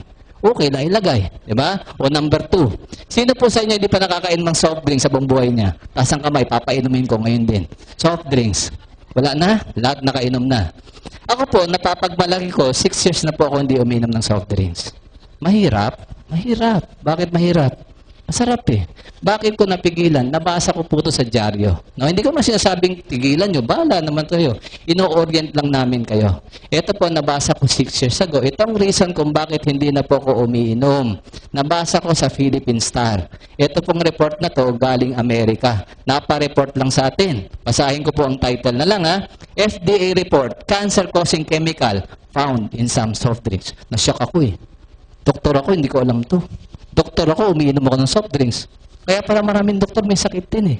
Yung mga basic na ganito, hindi namin hinahanap. Di ba? Kaya lang, ina-expect ko, mag-iingay. Kaya lang, kinabukasan, nawala na issue. Tanong, importante bang malaman nyo? Oo naman, nakaka-cancer eh. Di ba? So ito po, hindi ko lalagay ang brand, isulat ko lang po kung ano naman yung chemical. Ito kadalasan preservative din. Kaya binanggit ko kanina yung preservative na word eh. No? Sodium benzoate. Ang benzoates po, usually preservative sa mga iniinom nyo. Hindi lang soft drinks iniinom mo. Juices ng bata mo, i-check mo. Nasa Tetra Pak, nasa foil. 90% ng product natin made in the Philippines, yan ang preservative pagdating sa juices. Nasyak ako dun. Halos lahat ng tingnan ko, meron eh. Ano daw sakit ang naibibigay ng sodium benzoate? Blood cancers. Ano ba ang blood cancers na alam nyo? Leukemias. O kaya pala maraming bata sa Pilipinas may leukemia. Dito lang pala pwede na eh. Di ba ang bata addict sa soft drinks? Totoo yun. Sino na naman bumili? Yung bata mo? O hindi, magulang. Sa probinsya nakakita ko, baby, dumedede soft drinks eh. Kung gaano kasama yun? Di ba nakikita natin yun? Kasi hindi ka aware na ganun pala. Minsan nga, sama ng loob namin eh. Nagpo-promote kami ng Vita Plus, health drink, pangkalusugan ha. Binubusisi kami ng todo-todo. Pero ni minsan, hindi binusisi yung iniinom na soft drinks. Di ba? Inom ka ng inom. Tinanong mo ba sa manufacturer? Saan ba gawa ang soft drinks? Ano ingredients? Lahat ba yan mahusay sa tao? Wala eh. At alam natin, ang soft drinks, wala naman talaga na ibigay na maganda sa katawan nyo. Meron ba? Wala, di ba? Sakit may binigay? Anong sakit? Ha? Ulcer, gastritis, diabetes, ang dami. O hindi kayo doktor. Alam nyo, sakit binibigay. Ba't may iniinom? Maganda yung sagot to. Huwag ka na mag-isip. Masarap eh. Di ba? Totoo yun. O number 3, ang pinakamasamang fat na pinapakain sa inyo, trans fat. Tandaan mo trans fat ang pinakamasama. Saan ka na-orient? Cholesterol. Ba't ganun? Ito pinakamasama, hindi mo alam. Tawag dito ng araw, alam nyo? The silent killer. Cancer ang binibigay. Ang trans fat naman, related sa heart disease, related din sa diabetes, at 40% daw na may bukol sa breast, mataas ang trans fat level sa dugo. So sa mga babae, double check pagdating sa kinakain nyo. Ang trans fat po, mayamang-mayaman yung mga biskwit na baon nyo. Kung may baon kayo, check mo eh. Kung walang nakasulat sa harapan, ito hanapin nyo hydrogenated vegetable oil. Yun din po ang trans fat. Linawin ko, pag nabasa nyo vegetable oil lang, okay yan. Wala tayong pag-usapan. Kaya lang, pagkakabit ang salitang hydrogenated, ibang usapan na yan. Naging bad oil ang healthy oil. Sino yung may kagagawan? Tao. Alam nyo, 2003, bawal na yan sa Europe eh.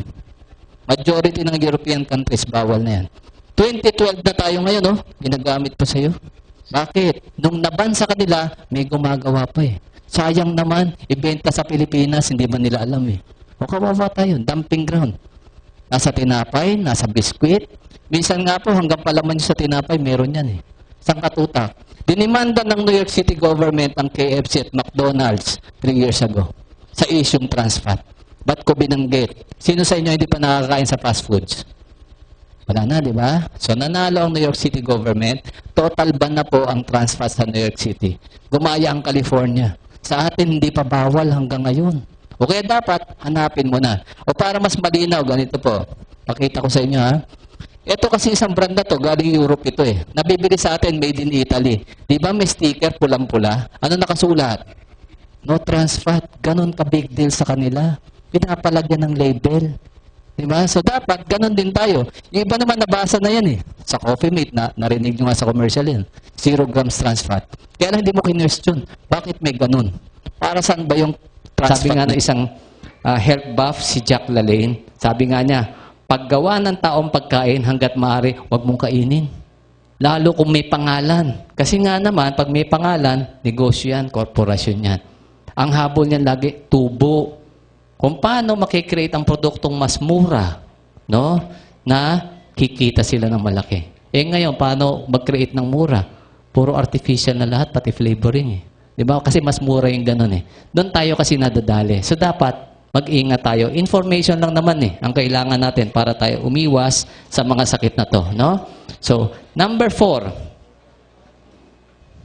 refined carbohydrates. Madali maintindihan yung refined carbohydrates kung paano ka nagkakasakit kasi binanggit ko na kanina, di ba? Sa refinement, tinatanggalan ka ng sustansya. So, dapat pala, hindi ka na masyado dito.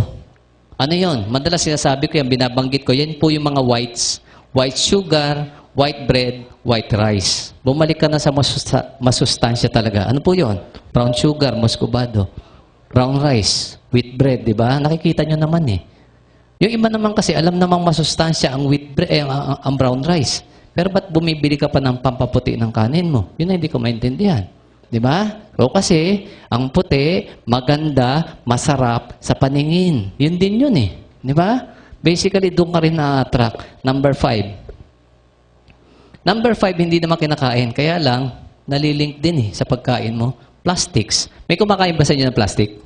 Wala naman siguro. Maganda invention ng plastic kasi po ang plastic, gawa ng tao yan eh. Maganda kung upuan mo, silya. Diba? Lamesa. Okay lang yun. Kaya lang, napunta tayo kasi sa plastic, yung lagayan natin ng tubig ng pagkain. Tandaan mo ang plastic chemical base yan. Depende ang plastic kung anong chemical ang ina-add. May matibay, may transparent, may nababaluktot, di ba? Iba-ibang klase. Depende po yun sa mga chemicals. Ibig sabihin, sangkatutak pa lang chemical eh. Bibigyan ko kayo ng ilan. Ito po, no? Siguro dito ko na lang muna isulat. Ito yung dalawa na usually pinag-iingat ko ang tao. Kaya ko sinasabi, pag uwi mo mamaya, i-check mo ref mo. Nasaan ang tubig nyo sa ref?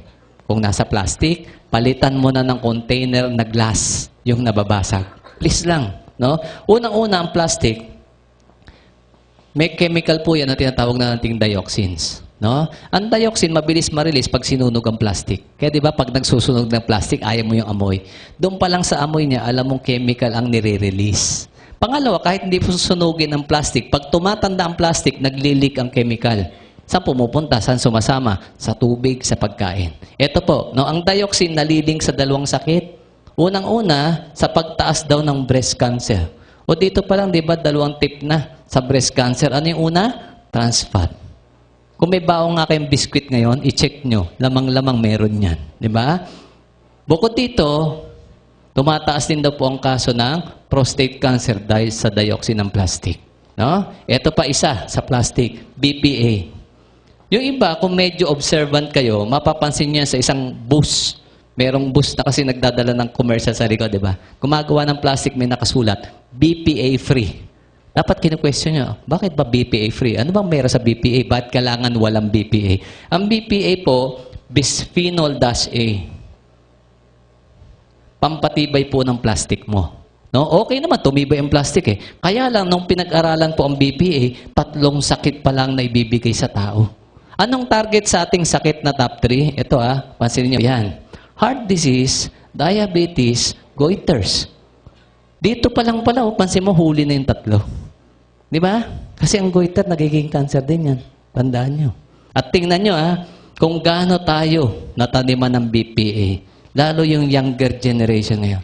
Kasi nakita nila, maraming dedihan ng bata ngayon, mataas ang BPA content. Nasa dedihan ng bata. Di ba nung araw, ang dedihan natin, di ba? Yung bubog, yung glass. Yung nababasag. Ba't biglang nawala? Nag-shift tayo sa plastic kasi mura.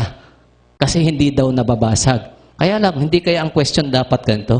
Baka kaya tinanggal yung glass dahil kukunti ang nagkakasakit doon. Sa plastic marami. Di ba? Kasi parang namang, bakit para sinasadya eksakto? Tapos nasa bata mo, ibig sabihin, walang kamalay-malay, walang kalaban-laban, ang bata mo natataniman. No? On number 6, bawas na po tayo sa paggamit natin ng fabric conditioner.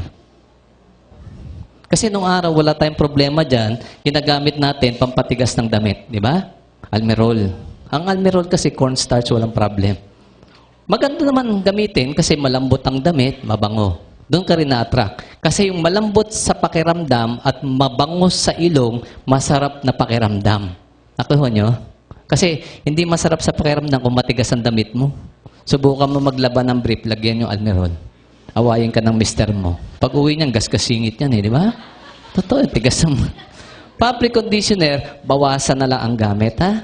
Sa akin kasi, tingnan nyo, nung inaral yan, alam nyo ba lumabas? 10 chemicals ang content niyan. 3 daw doon nakakapagbigay ng cancer sa'yo. Paano pumapasok? Nasisip-sip ng balat nyo. Please lang yung bata, kung ikaw hindi mo kayang mawala ang fabric conditioner, yung bata huwag nyo na isama damit. 40% manipis ang balat niyan. Mas maraming nasisip-sip. Nung bata ka, anong sinipsip? Cornstarch. Ngayon, ang ganti mo, 10 chemical, unfair ka sa bata mo eh. Kaya lang hindi mo alam yun nung araw. No? So ito, number 7 tayo. Cosmetics. Hindi ko na po i-discuss lahat, no? Kasi marami po yan. Isang libro yan eh. Maglagay na lang po ako, especially yung mataas ang lead content. No? Usually, heavy metals ang masama dyan. Tsaka yung naririnig niya, mercury. Diba? Yung mga sa beauty product, made in China, diba? Yung iba pine-face out kasi mataas daw ang mercury. Pareho po kasi yan nakakasira ng nervous system kasama ang brain. Ang notorious sa lead na mataas, lipsticks nyo. O kaya kung naka-lipstick ka, ito lang question. Kung branded naman yan, absuelto ka na. Lahat po ng mga branded na lipstick ngayon, nag-pull out na ng gamit ng lead. So, mas safe po na tayo doon. Kung branded ginagamit. Yung mga boys, parang patay mali siya. Bakit? Hindi daw nagli-lipstick. Kaya lang may warning din sa inyo. Tanong, humahali kayo? Oh, yes. O, di ba? Ang malupit doon, kasi sa observation ko, pag sa hali ka ng lalaki, laging palunok, pasipsip. Napansin nyo ba? Totoo yan eh. Lalo't pag bago pa lang, di ba? Tingnan mo, babae. Yung lalaki, mag-boyfriend, girlfriend, bago pa lang. Lagyan mo ng lipstick yung babae pulang-pula. Kasasagot pa lang. 1 week pa lang. Iiwan mo sa kwartong madilim. 30 minutes. Paglabas, may lipstick pa ba? Na kanino na? Nasa lalaki. Nilunok mo pa. Ayun ang bigat doon. Di ikaw magkaroon ng lead poisoning. Kaya itong advice ko sa mga boys, no, especially mga lover boys dyan, yung mahilig humalik, no? Bago ka humalik sa partner mo, girlfriend, asawa, pag naka-lipstick, magtanong ka muna kung anong brand. Ha? Sabihin mo na ng ganito, wala nang paligoy-ligoy, ganito ng tanong, diretso. Unleaded ba yan? Di ba uso naman yan na yan? Gasolina. O yun naman ang issue eh, yung lead eh. Di tanongin mo, unleaded ba yan? O number 8 na po tayo, no? Ito po, siguro last na lang natin, antibac. Naririnig niyo word antibac? Di ba? Sa TV, sikat yan eh. Ang pinakasikat kasi na antibac, ito po, triclosan. Bigyan ko lang kayo ng konting istorya sa triclosan. Nung araw, ginagamit na yan sa paa mo.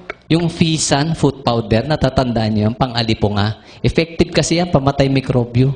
Usually, pag sinabi antibac, pamatay mikrobyo. Effective sa alipunga, nasa paa. Kaya lang mura po yan, effective. Anong ginawa? Hindi pa nakontento sa paa. Nilagay na sa katawan mo. Nasa sabon nyo na yan eh. Hindi pa nakontento sa katawan. Nasa bibig mo na ngayon, yung dating nasa paa mo lang. Tingnan mo nasa toothpaste mo na yan eh. I-check nyo ibang toothpaste nyo, meron na yan. Lalo't nakasulat, antibac, 12 hours protection, lamang-lamang may triclosan. Alam niyo ang findings ng scientist dyan? Ang triclosan, nako-convert sa dioxins. O, ano daw masama sa dioxin kanina? Breast cancer, prostate cancer. O kaya nilagay sa bibig mo, ito lang nakikita ko dyan, ha? Matatalino po talaga eh, ang negosyante, no? Ang dioxin kasi, no, nakakaproduce ng sakit sa'yo. Kaya lang, ang triclosan, paano nauwi ng dioxin? Ganito lang kasimple yan. Kung alam mong chemist, ang chemistry mo nung araw, ito po, mas madali lang doon. Ang triclosan po, may 3 chlorine. Kaya nga trichloro. Usually po, bago yan ma-convert sa dioxin, ang dioxin kasi mga tetrachloro. Ibig sabihin, 4 ang chlorine yan. Hindi yan magiging dioxin ng kulang ng 1 chlorine. Diba? So, dapat meron kang isang dagdag, isang donor manggagalingan ng chlorine molecule. Pag naliligo ka, may tubig, wala. Wala. Pag nagtutoothbrush ka, may tubig, wala. Tanong, tubig mo, chlorinated, hindi. Diba ang tatalino? Naisip nila yun, no? Imaginein mo, masama ang chlorinated water sa tao. Ang tanong, sa swimming pool ba umiinom ka? O di ba hindi? Bukod sa chlorine, may ihi pa yun ng mga boys. Yak daw. Ito po, no? Number 9, bilisan ko na lang po, no? Number 9, binanggit ko na kanina, hanggat maaari, lalo yung mga may problema sa goiter, lalong babae, prone kayo kasi sa goiter. Ako kasi, pinapaiwas ko ang tao ngayon, uminom ng chlorinated water. Tap water, usually chlorinated yan. Nag-i-interfere sa thyroid function nyo. Ang malas ng Amerikano, ang tubig nila, parehong meron yan. Sa atin, chlorine lang. No? Ang fluoride, madalas naman to, nasa toothpaste mo. Okay naman, in small amount, okay. Ang problema, napaparami ka. Bakit sinusunod mo yung commercial? Di ba? Pag ganun kalaking bristle, ganun karami toothpaste.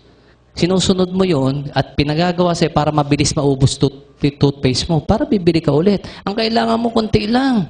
Tandaan mo, ang basihan doon, fluoride content. Masama sa tao ang sobra. Actually, poison yan, kung i-consider nyo. Kaya nga ang bata, hindi dapat nagtututpras mag-isa. Delikado. Nilulunok. Fluoride yun. Tandaan natin. Diba? Iwasan lalo kung prone sa goiter. Number 10. No? Ito po yung sinasabi ko mga tinatawag nating topicals. Yung mga ina-apply nyo sa balat nyo. Yung mga sinasabi nating for external use only. Una, sinasabi ko dyan, alcohols. Mamili na kayo. May safe, merong not so safe na alcohol. No? Kasi madalas naririnig kong ginagamit, isopropyl yata. Ginagamit. Kasi may isang pag-aaral na ang propyl alcohol, isopropyl alcohol, nakakatulong po bumilis dumami ang cancer cells. Isang cell biologist po ang nagsabi noon, hindi ako. Kaya lang ang point ko, kung ginagamit mo sa katawan mo, paano kung matsyempohan, may nabubuo ka palang cancer cells, di bibilis ang dami. Pwede namang gamitin ng ethyl alcohol. No? Mas safe po yon. No?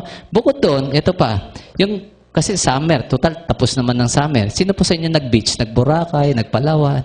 Yung iba sa atin, pag nag-beach kasi, ayaw ma-sunburn. Anong pinapahid mo? Sunscreen. Bakit ka nagsa-sunblock, nagsa-sunscreen? Para hindi ma-sunburn. Pangalawa, para hindi mag-develop ng skin cancer. Alam niyo ba napatunayan sa US ngayon? Napansin to, Nung hindi pa uso ang sunblock, meron namang skin cancer ang Amerikano. Nung nauso ang sunblock, naging 4 times na dumami ang skin cancer. Alam niyo na-detect? 3 component sa sunblock mo ang actually nakakakos ng skin cancer. Di ba naisahan ka na naman to? Supposed to be po, proteksyonan ka daw eh. Ito pa, yung huling topic sa sinasabi ko, yung pinapahid ng babaeng lotions. Hanapin nyo sa lotion nyo ang parabens. Pag meron, wag nyo nang gamitin. Parang awa mo sa sarili mo. No?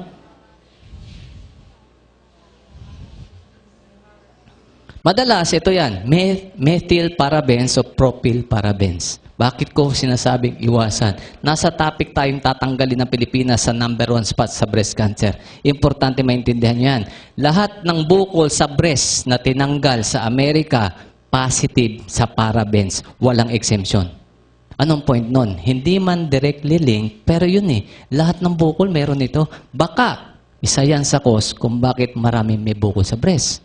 Maraming produkto may parabens. Walang problema doon kasi kadalasan yung iba, binabanlawan nyo. Diba? Ang lotions po iba. Hindi mo binabanlawan yan. Pinapasipsip nyo yan to the last drop. Diba? Naiipon lalo ang parabens sa inyo. No? Kung papansin natin, 10 lang yan.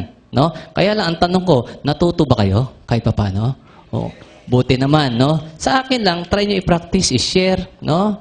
Ipakilala sa kamag-anak, mahal sa buhay. 10 lang yan out of 15,000. Napakarami. Napakarami pang wala, no? Kaya lang, sa akin, kahit alam mo yung 10 yan, kahit iwasan mo yan, hindi mo totally, di ba, matatanggal. Minsan, nakakasingit pa rin yan Diba? Minsan nagagawa mo pa rin. Kaya balikan natin. Yung last, natin, no? Last, sabihin natin na advice para sa mga taong ayaw magkasakit. Ito po, no? Kasi dito natin malilink ang importansya ng product. Ang product po, kung tutuusin, may nasunod. Yung requirements po ng WHO at National Cancer Institute. Ano po yon? Itong dalawang to, yung mga scientists nila nag-formulate. Anong finormulate nila? No? Ano daw ang gagawin mo para tayo makaiwas sa sakit? Importanteng malaman nyo. Oo naman, pagtiwalaan mo yan, ang gusto niyan, bumaba sakit mo. Pabor sa inyo yan, di ba ganun gusto mo? Kung ang gusto mo, pareho sa objective nila, pakinggan mo. Di ba? Ang objective nila, umunti ang may sakit. Sundan natin. Meron silang sinabing, gagawin mo para ka makaiwas sa sakit. Ano daw yun? Nagulat ako, napakasimple lang. No? Kayang-kayang ang gawin kung tutuusin. Kaya lang, bakit hindi nagagawa? Walang nag-i-impose. Walang pumipilit. Walang nagpapaintindi na ganito ka-importante yun. Ano daw? Dapat daw bawat tao ngayon nakakakain tayo ng 5 to 6 cups ng vegetables daily. Sino sa inyo kumakain ng gulay? Taas ang kamay. O lahat naman eh. Sino nakakakain isang plangganang gulay isang araw? Wala na. Ha, di ba? Mahirap ba? Mahirap po ba? Mahirap. Ang gawin mo, i-divide mo na lang. Breakfast, 1. Tanghalian, 2. Hapunan, 2. Di ba 5 rin yan? Kaya lang ang usapan, daily, araw-araw. Ilang araw ka tatagal? Natansya mo ba? Baka 3 araw, surrender ka na eh. Di ba? Ang kaya lang tumagal dyan, yung mga lahing kambing. Tao ka eh. Mahirapan ka dyan. Tingnan nyo ha. Ang matanda, 5 to 6. Ang usual sa bata, alam nyo, 1/2 sa bata mo. Nagagawa? Hindi rin. O tingnan nyo ha. Ikaw, yung 5 to 6, hindi mo kaya. Ang bata mo, hindi rin kaya. Ano yung hindi nyo nagawa? Yung pang-iwas. Anong ginagawa sa'yo? Tinataniman ka ng sakit. Dapat mas kailangang magawa nyo yan. Bakit? Protection mo yan eh. Nilalagyan ka, ito yung pansangga mo eh. Kung titingnan mo, 2 lang pamimilian mo dyan. Sa sakit, sa iwas. Saan po kayo? Siyempre sa iwas. O pilitin mo yan. Sabi ng iba sa akin, ang tigas ng ulo nito, ang hirap nga gawin yan eh. Kaya nga pinapakilala sa iyo ang Vita Plus, di ba? O balikan natin yung sinulat ko dito. Saan daw siya galing? 5 gulay, 1 prutas. Kuha ba? Kuha eh. Ang point ko ganito, kaya ka kumakain ng gulay, may kailangan ka. Nung araw, ang alam mong kailangan mo lang dyan, multivitamins and minerals. Niloko ka rin dun eh. Akala mo yun lang eh. Pero ngayon, lumalabas ang totoo. Kailangan mo ang phytochemicals, kailangan mo ang antioxidants, kailangan mo ang coenzymes, ang mga cofactors. Lumalabas na yun eh. Ang dating alam mong complete, hindi pa rin pala. Kaya hindi ka rin gumagaling. Di ba? Ang point ko, yan ang kailangan mo sa gulay. Anong ginawa ng company? Since mahirap kumain ng 5 tasa, kinuha na lahat ang sustansya kailangan mo, nilagay na sa isang sachets na to. Okay ba yun sa'yo? Okay yun. Pabor to sa tamad. Hindi ka na mamamalingki. Hindi ka na magluluto. Di ba? Pabor to kung wala ka ng ngipin. Hindi ka na ngangunguya. Uinom na lang tayo eh. Di ba? Ang point ko, wag mo siyang ituring na juice lang. Tandaan mo, ang katumbas ng isang sachet, pag tinimpla nyo sa isang baso, para kang kumain ng 5 taling gulay na pinakamasustansya. Yun ang relevance ng programa.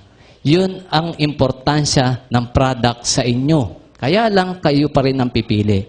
Di ba? Kung ayaw mong gumastos dito, subukan ng press, bahala ka sa sarili mo. Kung anong kaya mong gawin. Di ba? Ang mahalaga sa produkto po, lalo sa programa, ang intention po ng company, gumanda kalusugan nyo.